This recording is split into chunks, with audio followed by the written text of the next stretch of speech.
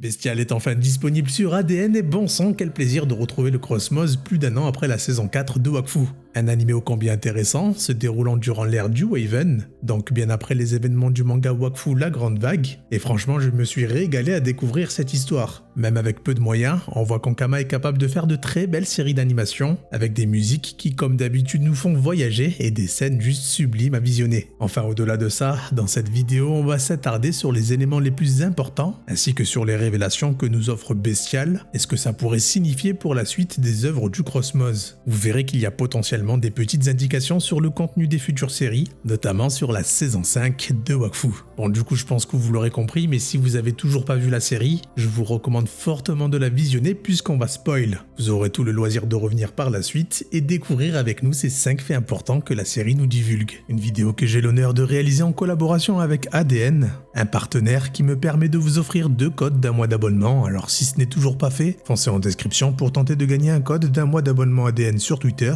et vous pouvez aussi tenter de gagner un autre code en vous abonnant à la chaîne et en commentant cette vidéo. Vous pourrez alors pourquoi pas tenter de gagner ces codes histoire de visionner Bestial et bien d'autres animés sur ADN, le site de streaming référence de l'animation Made in Ankama. Allez, ceci dit, installez-vous bien confortablement et découvrons ensemble ce que l'on peut attendre de la dernière production animée d'Ankama, Bestial.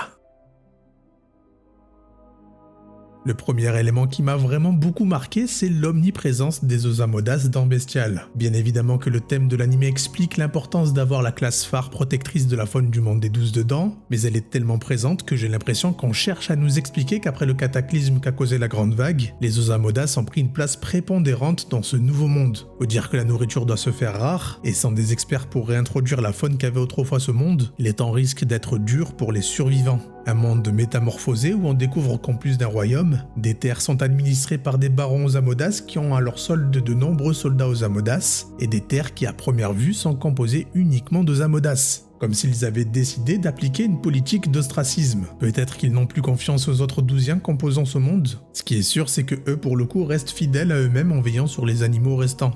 Comme une certaine Osamodas qui avait pour rêve d'une terre où tous ses amis pourraient vivre sans crainte de braconnage ou d'une quelconque autre maltraitance que ce soit. D'ailleurs, l'île sur laquelle nous retrouvons Irène et l'Élante en tout début de série est également un héritage de cette fameuse Osamodas. Je veux bien sûr parler de Coqueline. Malheureusement, elle ne semble plus être de ce monde, mais on y reviendra un peu plus tard. D'ailleurs, les Osamodas ont bâti un sanctuaire pour que l'œuvre de Coqueline puisse perdurer, ce qui tendrait à valider tout ce que je viens de vous expliquer, protégeant loin de l'homme les animaux les plus précieux dans la fameuse Élante, une créature fantastique renfermant de nombreux mystères. Pour cela, une gardienne est choisie très jeune pour se lier corps et âme par un pacte des plus symboliques pour que l'Élante soit protégée, l'interdiction de dire quoi que ce soit. C'est pour cela qu'Irène ne dira pas un mot tout le long du début de la série, jusqu'à qu'elle ne rencontre sa sœur jumelle. En tout cas, ce qu'on peut dire, c'est que dans ce monde, les Osamodas ont une place forte, d'une importance cruciale, car sans Osamodas pour les protéger, difficile de dire si les créatures restantes ne seront pas simplement tuées pour se nourrir jusqu'à l'extinction. En parlant de Coqueline, ça aurait été dur de ne pas prendre un moment pour parler de ça aussi. Coqueline s'était établie sur l'île où nous avons retrouvé Sa Majesté l'Élante pour la toute première fois en début de saison 4, en compagnie de Kali et de Sifo. Une île où semble-t-il elle a érigé une sorte de temple dédié à la protection de l'Élante et de toutes sortes d'autres animaux pour qu'ils puissent vivre en sécurité et ainsi éviter l'extinction. C'est particulièrement le cas pour l'Élante qui est une créature unique parmi les créatures d'Osamodas. Après, rien n'est dit officiellement, mais au vu de la statuette à l'effigie de Coqueline sur l'île d'Irène, les révérences qu'Irène adresse à cette statue, et le signe sur le casque qu'arbore le prêtre en charge de désigner les nouveaux gardiens de l'Élante, sans compter la scène finale où elle apparaît pour lier le nouveau-né de l'Élante avec Orbin, le fils d'Imoda. Malheureusement, tout ça porte à croire qu'elle est bel et bien morte entre la saison 4 et l'ère du Waven, donc durant le cataclysme de la Grande Vague, sûrement pour sauver cette île d'ailleurs. Peut-être est-ce même la réelle raison de l'ostracisme des Osamodas qui ont décidé de se reclure pour rester en sécurité loin de tout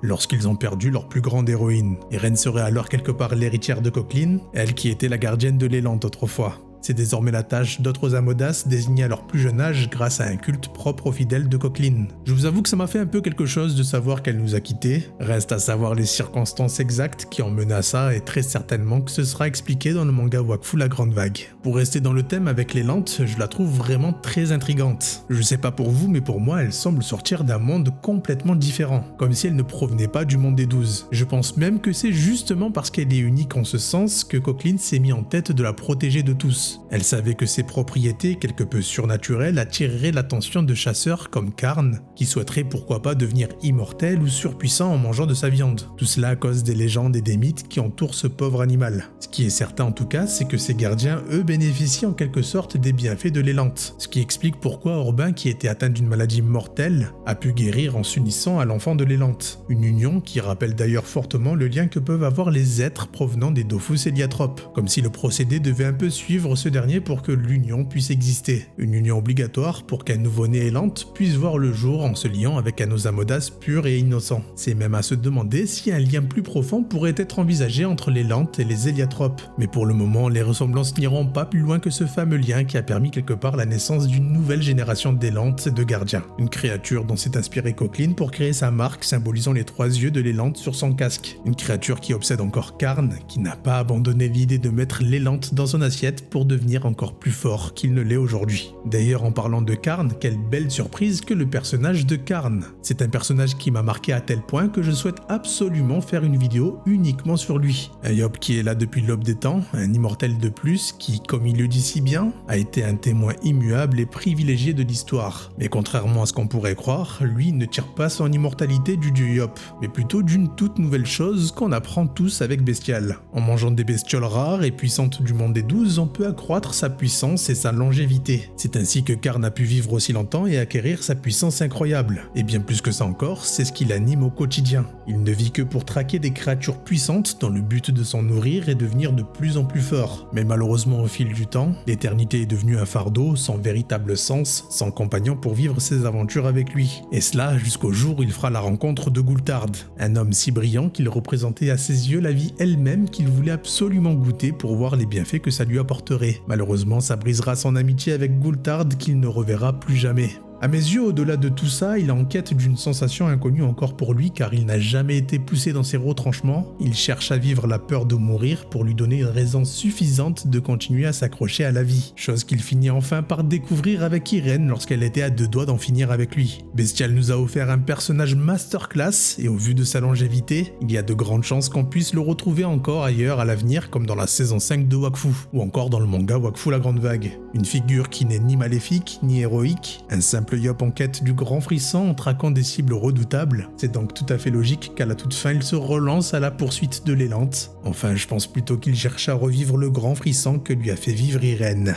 Bon, pour le dernier fait que j'ai relevé, je suis d'accord, c'est peut-être un peu tiré par les cheveux, mais je vous jure que quand j'ai vu ça, je me suis dit non, c'est beaucoup trop gros pour que ce soit balancé ici sans aucun sens. À un moment donné, Imoda, la sœur d'Irène, se rend dans la chambre de son fils Orbin pour voir dans quel état il était. Lui qui était atteint par une maladie qui semble incurable, d'où l'intérêt d'Imoda pour l'élante. Quoi qu'il en soit, pour calmer son fils et l'aider à s'endormir, elle lui conte une histoire qui est quand même en rapport d'une certaine manière avec le conte à rebours. Un conte qui, nous le savons tous, est le grand antagoniste de la saison 5 de Wakfu.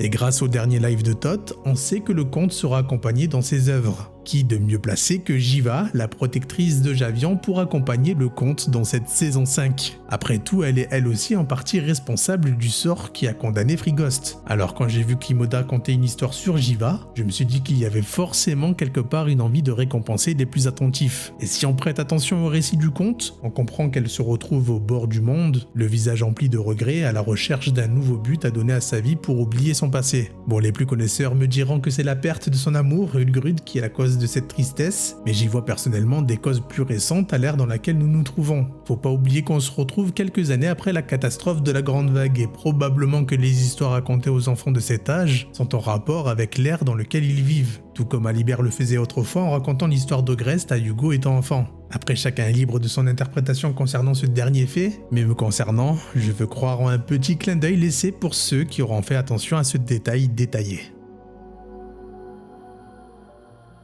Voilà pour mes 5 faits importants à savoir sur la série Bestial. Une série magique qui malheureusement m'affecte parce que le message de fond avec Orbin me touche personnellement. Malgré ça, j'ai passé un moment très étrange entre émerveillement et tristesse. Et en réalité, je pense que c'est justement ça que je recherche quand je m'enfuis dans les histoires du Cosmos. Je veux être transporté et trouver du réconfort dans le quotidien qui par moments n'est pas forcément tout rose. L'animation, l'histoire, les sons, tout me transporte et c'est là qu'on se dit merci Ankama pour ce petit moment d'évasion.